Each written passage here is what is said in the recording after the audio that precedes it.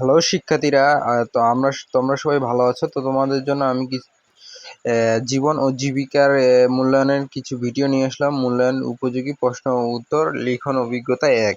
কাজ: তোমার পরিবারে কোন কোন উৎস থেকে আয় করে তার একটি তালিকা তৈরি করো। নমুনার সমাধান উত্তরপত্র হচ্ছে: চাকরি, বেতন, বাড়ি, দোকান ভাড়া থেকে মূল্যায়ন, বিনিয়োগ করে ব্যাংক, গচ্ছিত অর্থের বিনিয়োগ, মুনাফা, ফ্রিল্যান্সিং থেকে, ব্যবসা থেকে, শ্রমিকের দৈনিক মজুরি, শেয়ার মার্কেট থেকে, মূলধন বা সম্পদ বিক্রি করে, খণ্ডকালীন কাজ করে। এখন মূলত আপনাদের দেখাবো কাজ 2।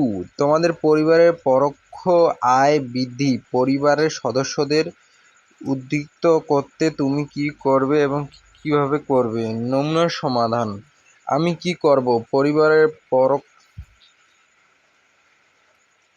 পরোক্ষ আয় বৃদ্ধিতে আমার পরিবারের সকল সদস্যের সাথে কথা বলবো, তাদের বোঝাবো সকলে তারা নিজের দক্ষতা ব্যবহার করে পরিবারের আর্থিক কাজ ভূমিকা রাখতে পারে, এসব কাজ করতে পারে, সেই সব কাজের কথা বলবো। তারপর কিভাবে করব? পরিবারের সদস্যকে কোনো কাজ দক্ষ সেই তথ্যটি জেনে নিব। এরপর পরিবারের সকল সদস্যদের একে অন্যের কাছে সহায়তা প্রদান করব, বিভিন্ন রকম বৃদ্ধি পরামর্শ দিব যাতে সে সকল কাজ হতে পারে।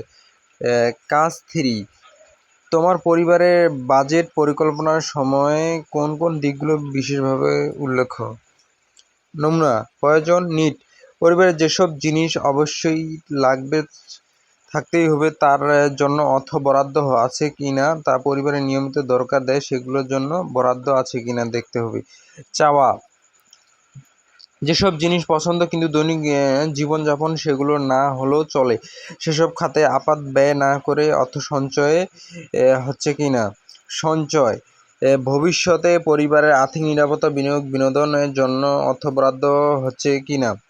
নিরাপত্তা ও প্রত্যাশিত খরচ এবং দুর্ঘটনাজনিত ব্যয় অর্থাৎ জরুরি প্রয়োজনের জন্য অর্থ বরাদ্দ হচ্ছে কিনা।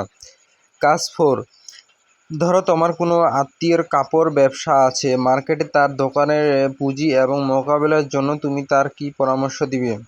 মূল্যায়ন উপযুক্ত প্রশ্ন উত্তর: কাপড়ের দোকানে যেন একই ধরনের কাপড় নিয়ে ব্যবসা না করে, অর্থাৎ বিভিন্ন ধরনের কাপড় রাখা, যেমন শাড়ি ব্যবসার পাশাপাশি থ্রি পিস, বোরখা ইত্যাদি রাখা, যার ফলে এই পণ্যের পতন হলে অন্য পণ্যের দ্বারা বাজার ধরা যায়। দোকানে যেন অবশ্যই অগ্নি নিরামক যন্ত্রসামগ্রী রাখে। কাপড়ের দোকানে প্রসার বৃদ্ধির জন্য বিজ্ঞাপন দেওয়া খুবই জরুরি। বর্তমান যুগ তার দোকানের জন্য একটি বীমা রাখতে হবে। কাপড়ের দাম ও মানের দিকে অবশ্যই খেয়াল রাখতে হবে। তার দোকানে কাপড় গুণগত মান যেন প্রতিযোগী দোকানের থেকে বেশি থাকে, দাম যেন প্রতিযোগী পণ্যের দামের থেকে বেশি না হয়। কাজ 5 যেটা সর্বশেষ: বিনিয়োগকারীদের ঝুঁকি গ্রহণ এবং দক্ষতা যেসব বিষয়ের নির্ভর করে তা দলীয়ভাবে প্রজেক্টে উপস্থাপন করো। প্রথমে ছকের আমি লিখছি সম্পদ বৃদ্ধির আকাঙ্ক্ষা, সম্পদের উপর নির্ভরশীল, বিনিয়োগকারীর বয়স, বিনিয়োগের মেয়াদ। তো আমি ভিডিওটি স্ক্রল করে করে যাচ্ছি, আপনারা এটা খাতায় লিখে রাখে সেটা বাড়িতে প্র্যাকটিস করতে পারবেন।